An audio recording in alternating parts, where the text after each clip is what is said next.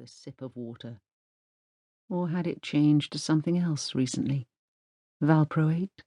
She forgot. Pills had been a part of her daily routine for so long she would have swallowed arsenic tablets without a second glance. Only not anymore. She had recently perfected a pass or two from the Puffin Book of Magic, so he only thought he saw her swallow the pill. In fact, it was glued to the underside of one of her fingertips, sticky, with a quick stroke across her tongue as she opened her mouth for the pill. It worried her to flush drugs down the lavatory.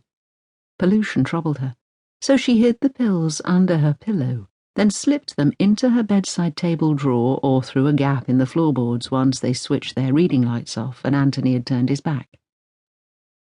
Last night's slumber must have stolen up on her, and the hand concealing the pill beneath her pillow must have ended up pressing it to her face.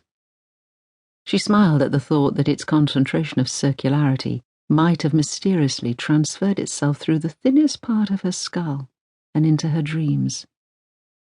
She had thought it was a sun she saw, a dying or emerging star, but perhaps it was a planet-sized pill. Perhaps it was both. She washed her face, cleaned her teeth, tugged a brush through her hair, and fastened it back in the clasp she'd been wearing so many years she took it without even looking at it from the place she always left it overnight. Anthony had not yet scooped yesterday's clothes into the laundry basket, so they were still handily draped over the edge of the bath, where she had dropped them the previous night. They weren't especially dirty, she hadn't been gardening in them, and there was no one there to see. Besides, she was worried it would wake Anthony if she returned to the bedroom for the clean things she had forgotten. It was not quite light still, but that didn't bother her. She drew aside the curtains to peer out of the bathroom's narrow window. A thin drizzle was falling, but it was preferable to the fog that seemed to have been blanketing the house for days. Fog did strange things to the light, whereas the sort of drizzle she saw lending a shine to the slate windowsill merely filtered out the glare. She left the bathroom and stood a while on the landing, listening to the house. The boiler was firing up, the radiators making their waking sounds, the clicks and gurgles that were probably a sign the system needed more maintenance than either of them could be bothered to give it. Even at this distance, she could hear the ticking of the kitchen clock and the rattling cries of blackbirds as they hunted the food lured out by the drizzle. Anthony was so deaf now that all these sounds were lost to him.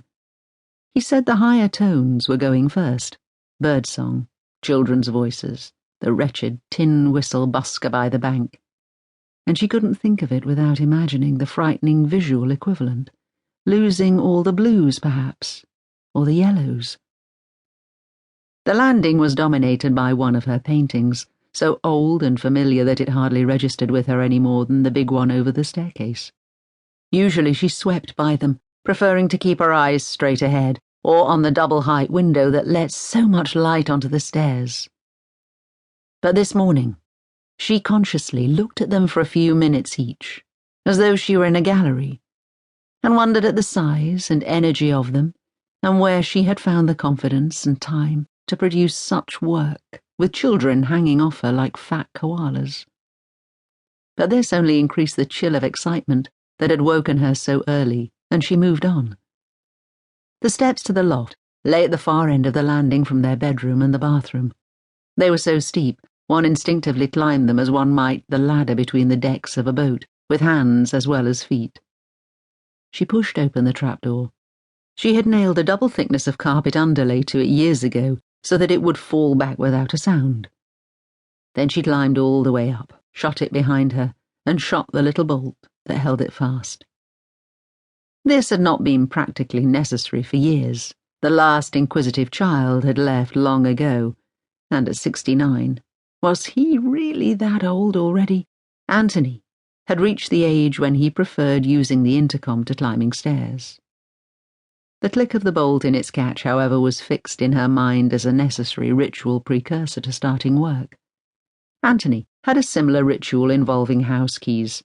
Having once been told it was a useful habit for preventing keys being stupidly mislaid about the house, he imposed a house rule, when the children were still young, involving a new Lynn copper bowl into which everyone dropped their keys on coming through the front.